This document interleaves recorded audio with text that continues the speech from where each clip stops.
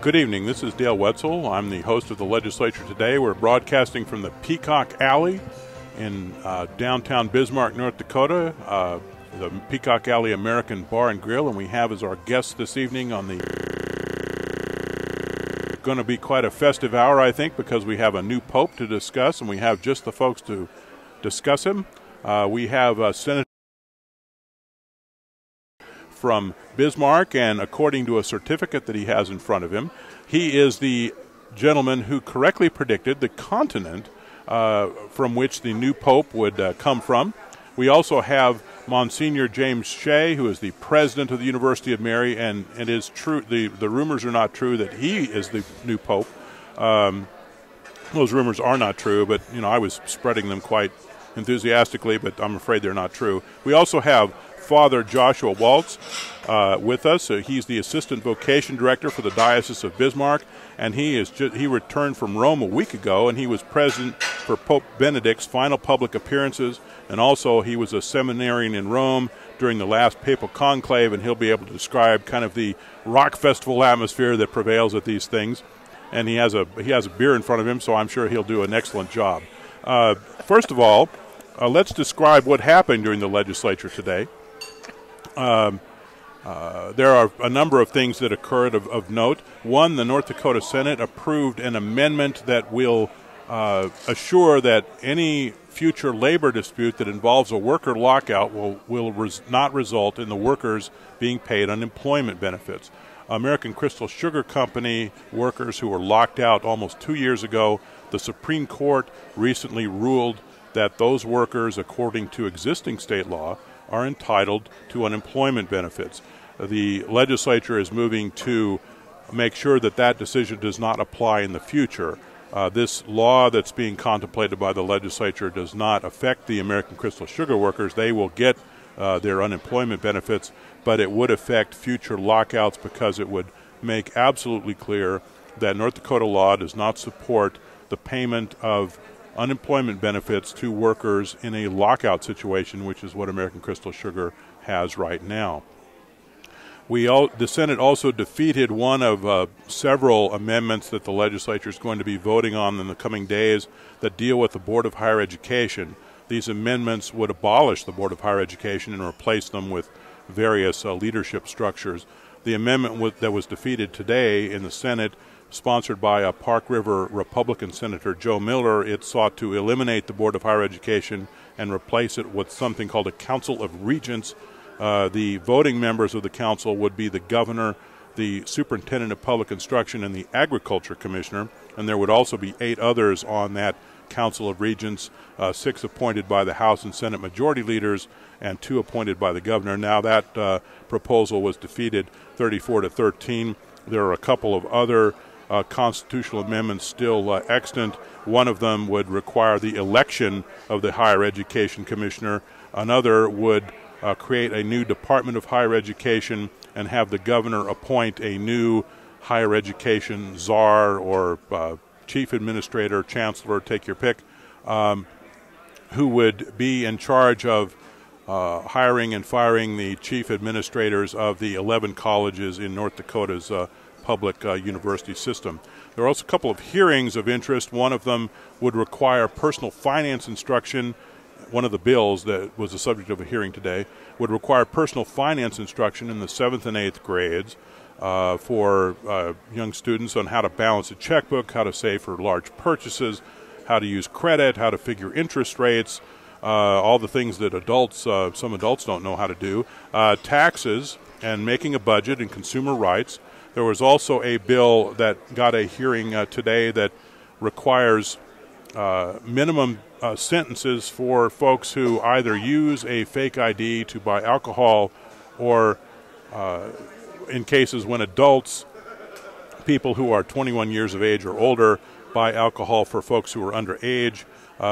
This minimum sentence right now is there is no minimum sentence presently. The penalty for doing something like this is a Class B misdemeanor, which is a maximum penalty of 30 days in the county jail and a $1,000 fine. That's the maximum penalty, but it is almost never assessed.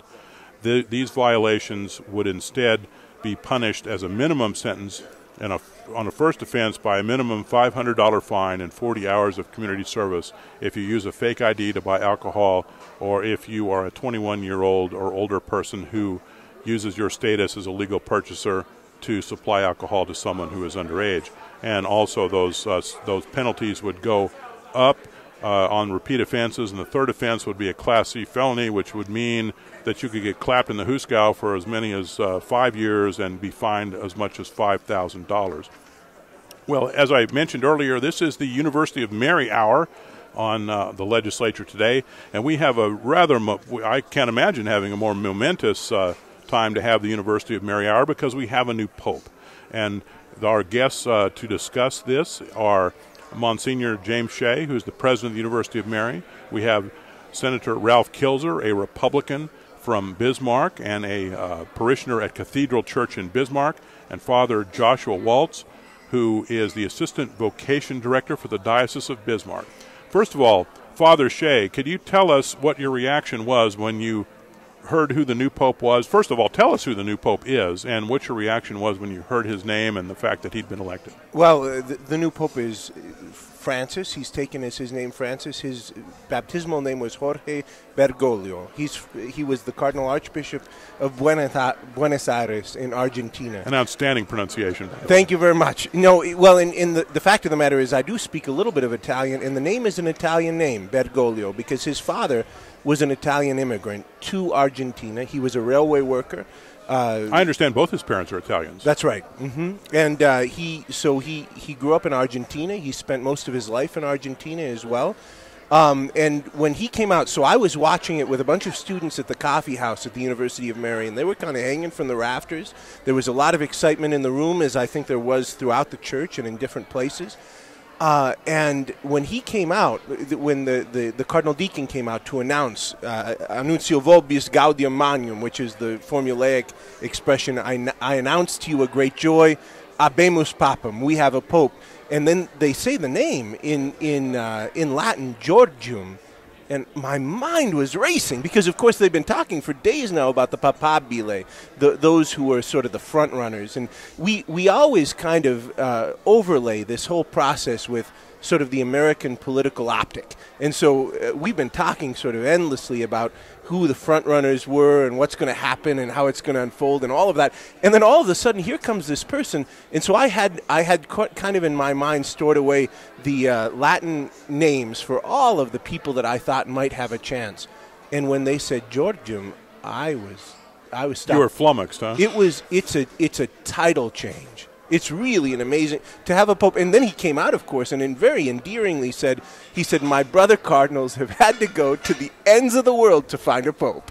And I mean, Argentina, down there near Patagonia, I mean, this is a far reaches place. Now, 40% of the world's 1.2 billion Catholics are in Latin America, and they're underrepresented and have been for a long time in the College of Cardinals. I was reading an article on the BBC on my way down here in which a priest from Puerto Rico said, we waited 20 centuries, but it was worth the wait. The Latinos are wonderful because of their drama. It's real. There's a dramatic flair. And we have, of course, a Spanish department on our campus, and my phone lit up with the professors who teach in the Spanish department, one of whom has just returned from our campus in Rome, and she said, Viva el Papa, which is Spanish for long live the Pope. And tell us, I mean, you have a campus in Rome, and what were the students doing when this was going on? Well, they were in St. Peter's Square from smoke to Pope. They were in St. Peter's Square for the whole time, at the very front with my brother. My brother is a seminarian in Rome. He's a deacon right now, and he'll be ordained a priest this summer. He's a chaplain for our Rome campus, along with a number of other seminarians at the North American College. And my brother was over there, and all of our students were over there, along with our staff. And it was and the students of Bismarck State College. Every spring for Bismarck State's, starting last year, every spring for Bismarck State's spring break, a group of students goes over, and so the BSc students and the University of Mary students were over there. They were watching. They were able to witness the whole thing. And I'm telling you, Dale, it's an amazing blessing. And these students were really, their timing was impeccable. I've been going around saying that I'm going to charge these students. I mean, I'm going to charge him triple tuition.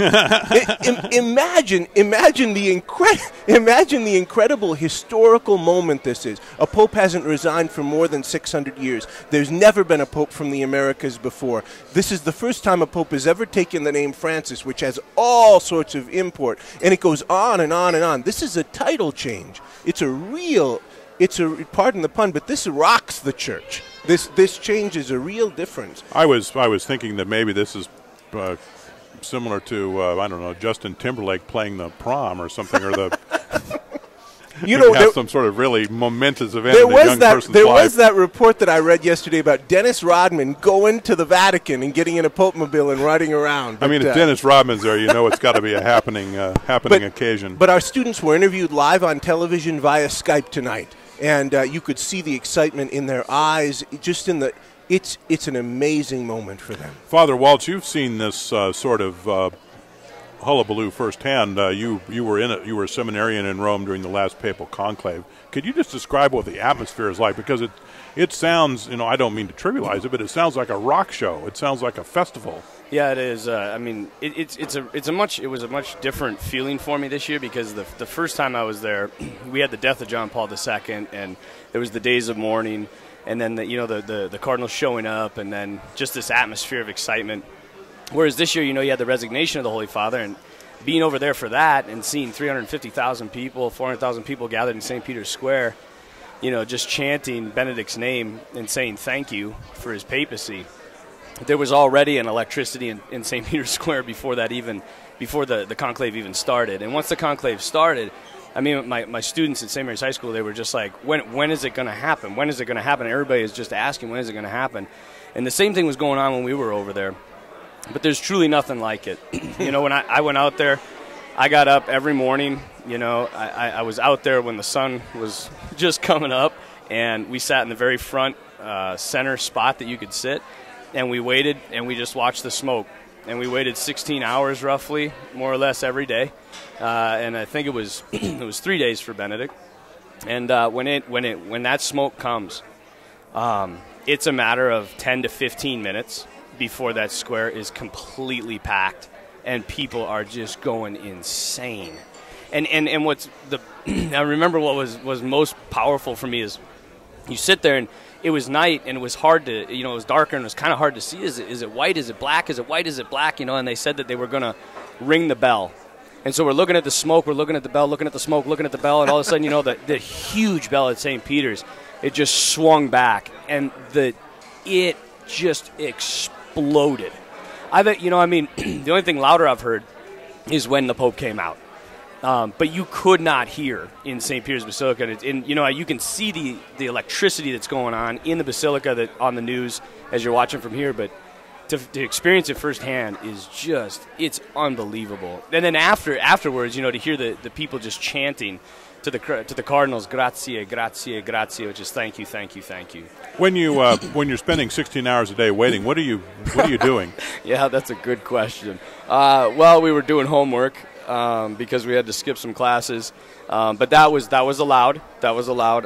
The professors said this is a once-in-a-lifetime chance. We were doing some homework. We were praying together. There was people from all over the world that were there, and so we were, praying with them. We were talking. We were, reminiscing about John Paul II. I was thinking of, I imagine it's an opportunity to meet a lot of new folks if that's your inclination. It's unbelievable how many people showed up, and especially for John Paul II's funeral. There were 1 million plus in Rome, and they were from all over the world. And then at the conclave and the election, they were from all over the world, and everybody was there to celebrate St. Peter. I mean, it was just an incredible moment. Were there? This just popped in my mind. Were there street vendors sell you some stuff? You have no idea. Yeah, I mean it's like the Mall of America, at that time of the year. Senator Kilzer, you're going to have to explain what went into your superb handicapping today, because I understand that you correctly predicted the continent from which the new pope would come from. And how did you do this? Could you divulge your secrets, please? Well, Dale, those of us on the Hill had a big interest in this too, and so our caucus leader asked us to each throw in a little chance of which continent we thought the new pope would come from, And I was in the session this afternoon, and my phone rang, and we do have phones right at our desks, right during the middle of the session, and it was my wife telling me that there was white smoke. So I have to admit that I switched out of laws over into the legislative computer system, yes. Over into the other system, and she was right. It was true. There was no question about it being white smoke, and then the bells started ringing, but then I had to go back to laws for a little while. But it's a joyous moment. You mentioned that these priests here will have once in a lifetime, but I would hope that our new pope at the age of 76 and these young priests will see more than one or two down the road. So it's a big event. Why did you choose the South American continent as where the Pope would come from? Did you have any particular? Why did you make that choice? Well, it was not insider information because I thought it would be Brazil. Okay. So even though I've been accused of it, I deny it. So okay. I really thought that the church is, it's not ready for a revolution, but it is certainly ready for a renewal and an updating, and so I'm not surprised. I'm very, very joyful. What did you think the chances were that the new pope would come from Africa? Pretty good. That would have been my second choice, and probably the next pope will. I wouldn't be surprised. Father, Monsignor Shea, you mentioned that the name Francis has all sorts of import. Could you explain what you meant by that? Yeah, I guess I don't even fully know what I meant by it, but I can give you a beginning. The first time that we get the name Francis is around the 13th century with the arrival on the scene in the church of Francesco Bertone, Francis of Assisi, who's probably one of the most well-loved saints of all time. And he was named John at birth, but his father came back from a business trip in France where his mother was originally from France as well, from the southern region of Provence. And he christened him Francesco, the little Frenchman. And so he grew up, and of course he came from a wealthy family. He gave it all away. He lived in poverty. He lived in humility. He had a deep, deep, deep love and respect and regard for the poor and the service of the poor. And he renewed the church in an amazing way. He founded one of the first great mendicant orders in the church, the Franciscans, whom he didn't name it after himself. He called them the Little Brothers at the beginning. And so there's this aspect of Francis. There's the simplicity, and that certainly corresponds with the lifestyle of Cardinal Jorge Bergoglio, who left the cardinal palace in Buenos Aires and instead was living in an apartment. He would take public transportation, the subway and the bus to work. He cooked his own meals, and he has a deep reputation for humility. That's one side of it. The other side of it is St. Francis Xavier. St. Francis Xavier was a co-founder of the Order of the Society of Jesus, and this pope is a Jesuit, a member of the Society of Jesus, which is one of the great Counter-Reformation orders in the church, and indeed one of the great educational orders in the church. And this is a man of education. There's no doubt about it. He has a master's degree in chemistry. He taught literature and psychology. He has a licentiate in philosophy, and he's a member of this order, which has a deep sort of evangelical impulse, I would call it. Francis Xavier, in fact, is buried in Goa in India. He went and he preached the gospel in Japan and China and India, all over the Far East, and died there. And so no matter what, whether the primary influence is Francis of Assisi and his humility and his love for the poor, or Francis Xavier and his apostolic zeal, his love for the preaching of the gospel and carrying it to the ends of the world, I think the choice of this name means an evangelical platform. In other words, he's saying my papacy is going to be about proclaiming the message of Jesus Christ to a world that thinks it's heard it, but hasn't really heard it, that thinks it's heard it and it's had done with it, but needs to hear it again for the first time. And that's what the new evangelization really means when we Catholics talk about that term. And so I think that there's an import there, but it's an amazing moment in that respect. I believe he's the first man who's been named Pope who is a Jesuit. He's the first, and that's the other thing about it. And tell us about the Jesuits. Well, yes, I will. I'll mention just briefly along the way that St. Francis of Assisi refused to be ordained even a priest. He was a deacon because he didn't think he would be worthy of being ordained a priest. And then St. Ignatius of Loyola, who was the founder of the Jesuits, said that his priests, the Jesuits, were not even supposed to be named bishops. That they weren't supposed to take that. And now we have a Jesuit who's a pope. And the Jesuits take a special vow of obedience to the Holy Father. And so we don't know what Francis is going to do, if he's going to, pledge obedience to himself. Right? But I think that there's an out in canon law for that type of thing. But the Jesuits, the Society of Jesus, were founded the Franciscans were founded in a moment of crisis in the church, and brought tremendous renewal, as Senator Kilzer was saying, tremendous renewal to the church. The Jesuits, too, were founded in the aftermath of the Protestant Reformation, which fractured the Christian world in a way that all of us still feel today. And they were founded to preach the faith, and they founded great universities all over the world and in this country. Universities almost as good as the University of Mary. Places like Georgetown and Loyola and Gonzaga and Creighton, these are all Jesuit universities, and the list goes on and on.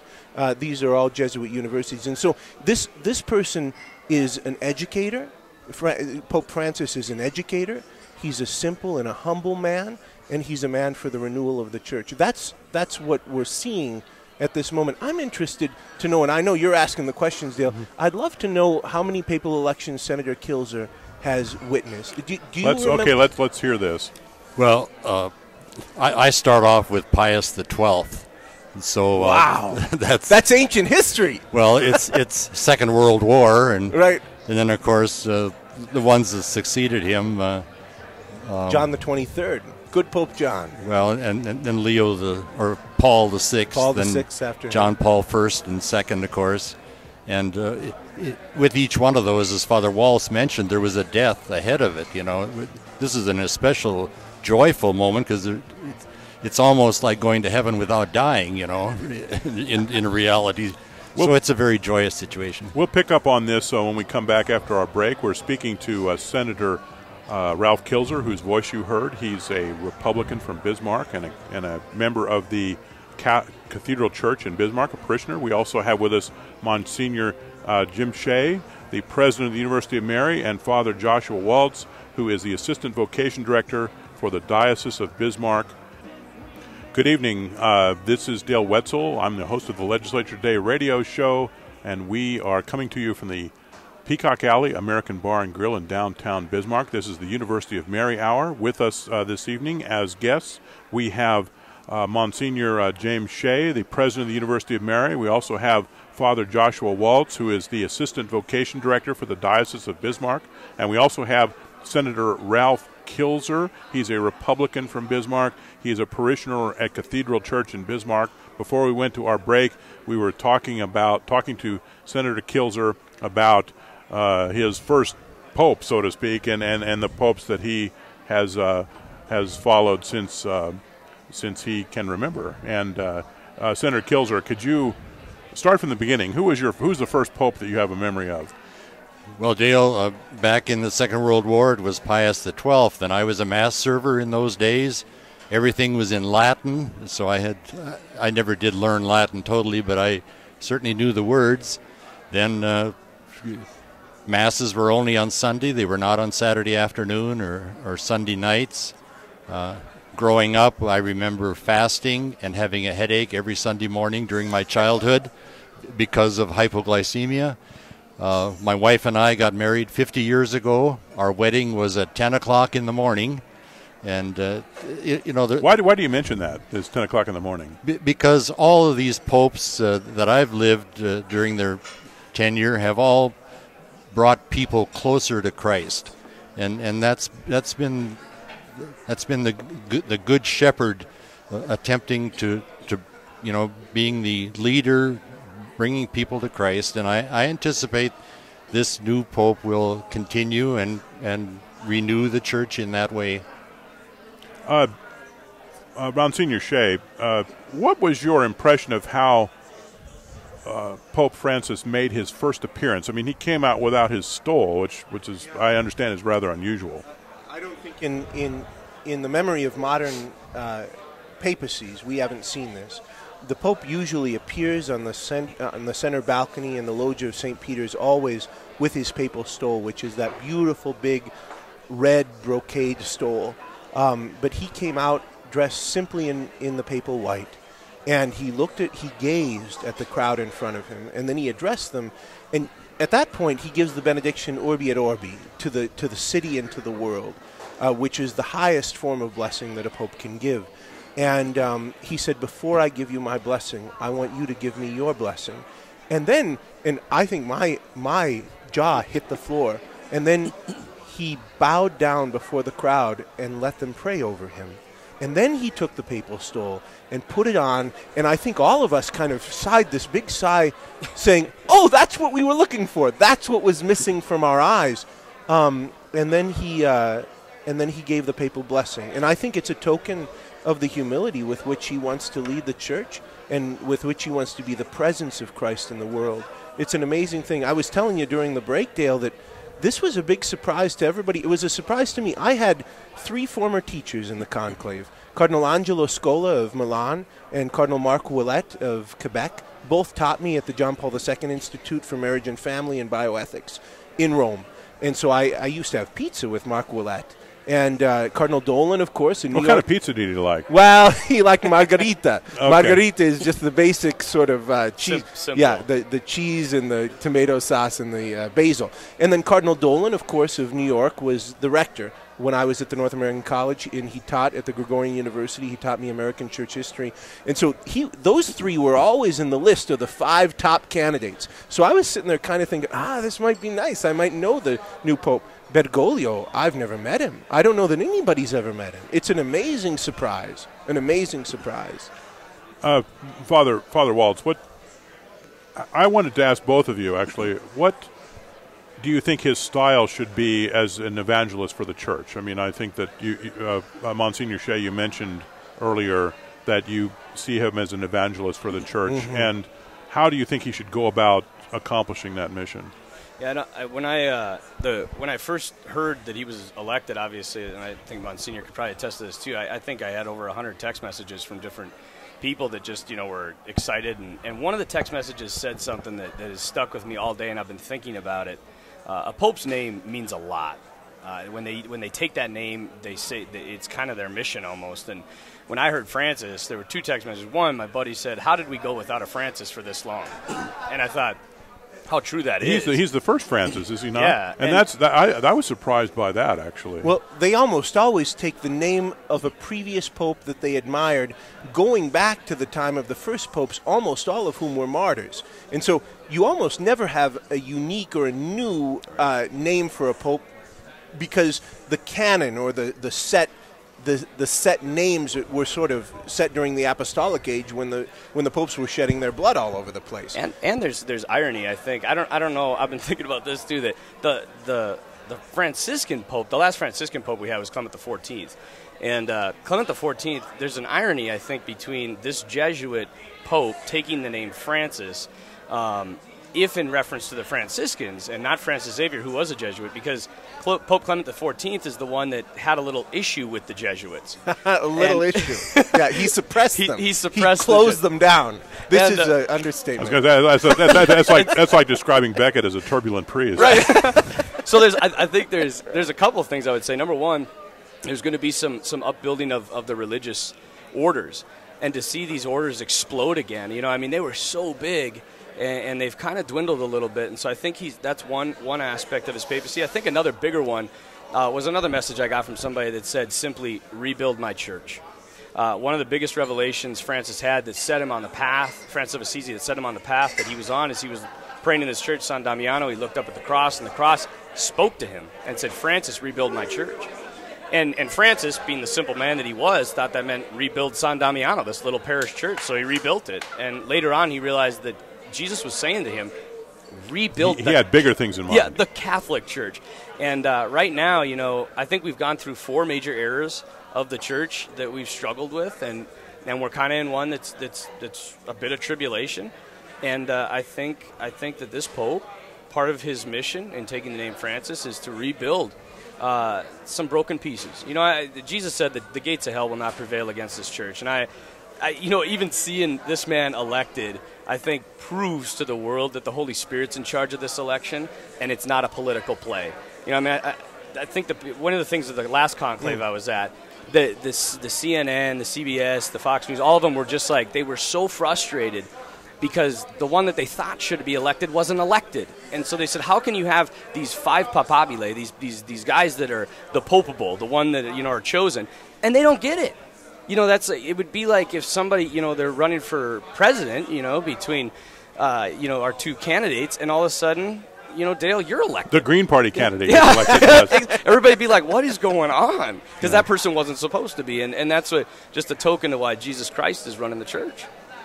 Well, I think it is an amazing thing when you consider that the papal election is one of the, for political junkies, so to speak, it is one of the world's few true international elections. Absolutely. Which is an amazing thing. But I think to echo what Father Waltz was saying about what this papacy needs to be and where Francis needs to lead us and what perhaps the Holy Spirit is desiring through the selection of this man. The morning that Benedict resigned, I went on the Associated Press. I still read it, I keep forgetting that you've left them, Dale. But and so I still read them kind of by... well, it's a good thing you do that. By instinct. No, so I was reading the Associated Press, and in every single paragraph about in the article about the resignation of Benedict XVI was an overt or oblique reference to scandals. Absolutely. And it was just in every single paragraph. And I think we've been hit by this sort of constant drumbeat that something needs to be cleaned up, that the church needs to take a look at itself, that there needs to be reform, that there needs to be renewal. And I think the cardinals have heard that loud and clear, and that was a large part of the deliberations going in. The cardinals had a few days to talk amongst themselves. What type of candidate do they want to put forward at this moment? What sort of credentials do you think Pope Francis has to kind of wash away the stain, so to speak? Well, first of all, he's been a pastor. In other words, he spent the last years of his life really shepherding people. So he hasn't been a curial official, pushing papers or sort of directing things at the highest levels of the church. So he has that. He's a teacher. In other words, and he's not just a teacher in a limited field. From chemistry to literature to psychology to philosophy, you've got a broad range of interests. And so I think he's probably a person. And again, I'm talking about somebody that I don't know much about, and so we're speculating a little bit, but I think as an educator and as a Jesuit, he would have a broad enough range of interests and a broad enough range of expertise that he'd be able to bring a real cultured base to his leadership as well. Yeah, if I could echo that too, I think that another huge thing, just the more I read about him and the more I hear about him, his lifestyle speaks volumes. Right. The way he lives his life is just amazing. Just a quick story. I think it was in Argentina. He went to this. It was an AIDS kind of hospital or hospice, and there were a bunch of people suffering from the disease, and he actually went there and washed their feet, 12 of their feet, and kissed the feet, and to show that that such an image of Christ. I think part of the thing is that people constantly hear this critique, you don't live it.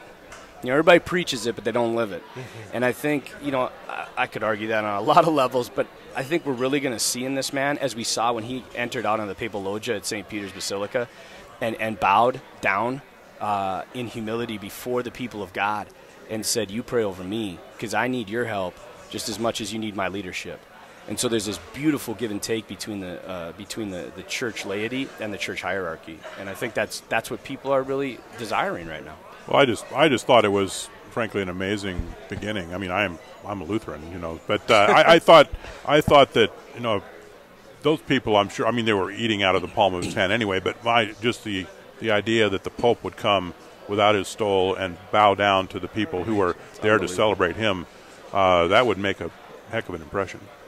Well, I think for Father Waltz to say that humility is a credential I think that's absolutely true. And I think the church needs to always, as Senator Kilzer said, be concerned about renewal. And so one of the recent controversies that that Cardinal Jorge Bergoglio was embroiled in is he made a very strong statement about priests in rural areas of Argentina who were refusing to baptize children who were born out of wedlock. And he really railed against this and said that this was the epitome of a lack of compassion, of clericalism. And he said these women shouldn't have to wander from parish to parish looking for a home after they've made the courageous decision of bringing a child, sometimes from an unexpected pregnancy, to light and to life. It's an amazing thing. And so there are pockets of that in the church that need to be addressed and need to be addressed with courage and some firmness. And balanced. You know, I mean, I think sometimes you have your quote-unquote liberals, your quote-unquote conservatives, and this man, I think, he's just a balanced guy from what I've seen so far. And something that struck me too is, I was at the high school, we brought all the kids down, we had in the gym, and we were showing it on. Kids were going crazy, and but as I saw that, and I saw all these people in St. Peter's Basilica, and no matter what channel you flip to on the TV, it was the Pope's election. I just got to think, and I was like, wow, all the persecution, all the hatred towards the Catholic Church that we receive in the media. And everybody's saying it's not worth anything. It's totally out of date. I'm like, ain't this just kind of ironic? Because it was the center of the world today. Yeah, it was. And everybody was waiting for it. You mentioned let me back up a moment. One of the things I thought of, along with, I was really quite impressed with his first appearance. I thought, boy, that's classic. I mean, how could it be any better? But I also thought he's 76 years old. How was it a wise decision to pick someone of that age after Benedict? Well, I think we can analyze that in a number of different levels. It is true that I think all of us were expecting somebody a little bit younger. When you look at the lists of who were considered to be the top contenders, they generally had a lower age. Benedict XVI, Joseph Ratzinger was 78 when he was elected, and so Jorge Bergoglio is only 2 years younger. But there's been a change that's been established already, and maybe the Cardinals felt a little bit free of that constraint with Benedict XVI being the first pope in modern history and the first pope in nearly 600 years to resign. And as I've been thinking about that, there are all sorts of different reasons. There are personal reasons and spiritual reasons that Benedict might have chosen to do that.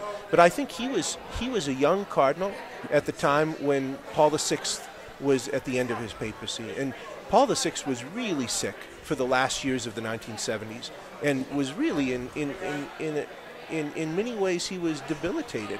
And then John Paul II, who was he was this heroic figure. I think he was 58 when he was elected in 1978, and he was this heroic, sort of really engaging, arms open to the world type of actor. He was an actor when he was a young man, and then to see him languish and suffer with Parkinson's disease and kind of fade away was so heartbreaking, and Benedict was right there next to him.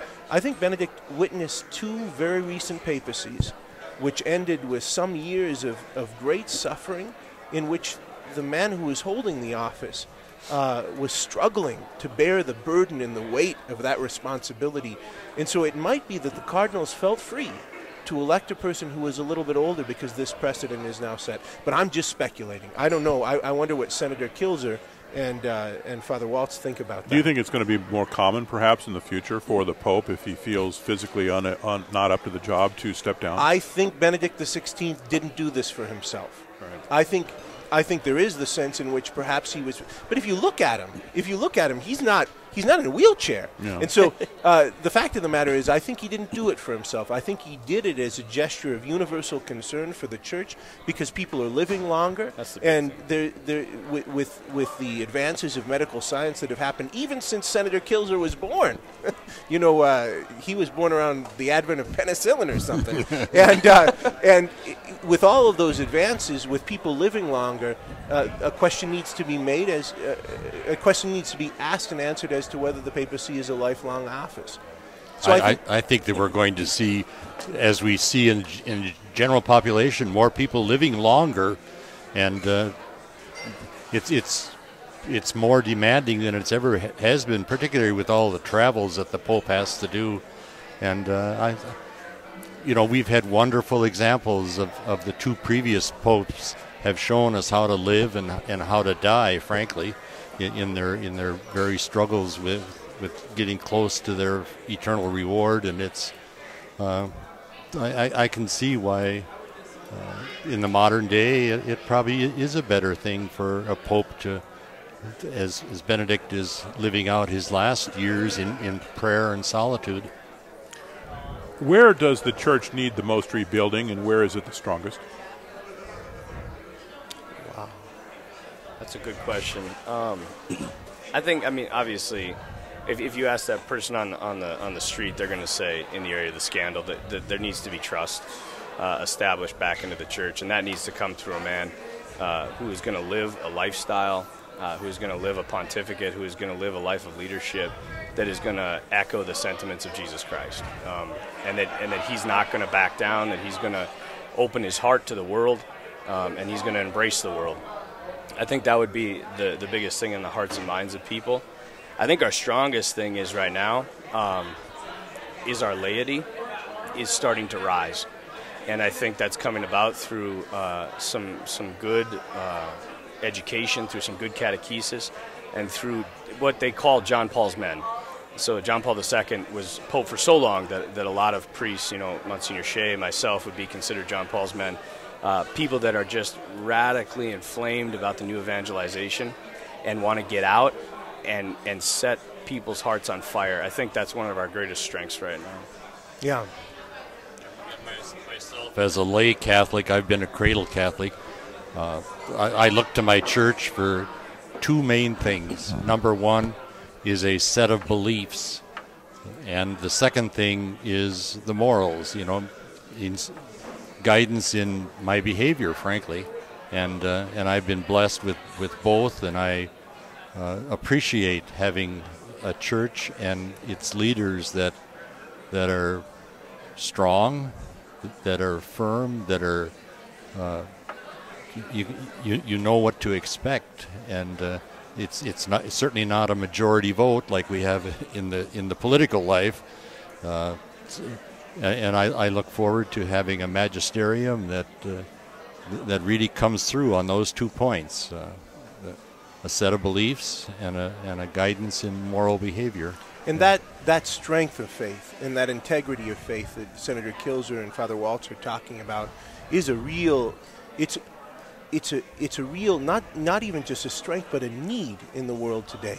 When we've given ourselves over as a society and as a culture almost wholesale to sort of vague spiritualities and sort of moral codes that aren't anchored in deep or eternal truths, we've slowly become very coarse. The way that we carry out our public discourse has become kind of frightful, and we've become, because we're unmoored from the gospel, we've become a society, I think, that allows everything and forgives nothing, and that's the worst possible combination.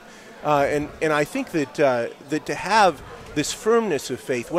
We had this beautiful impromptu mass on campus immediately after the election of the Pope, and I looked out and I said to the students who were gathered there with tears of joy in their eyes, I said to them, "Isn't it beautiful that we have this historical link that goes back all the way to the time of the apostles and Jesus, that we're able to ground our faith on something that's both gritty and believable?"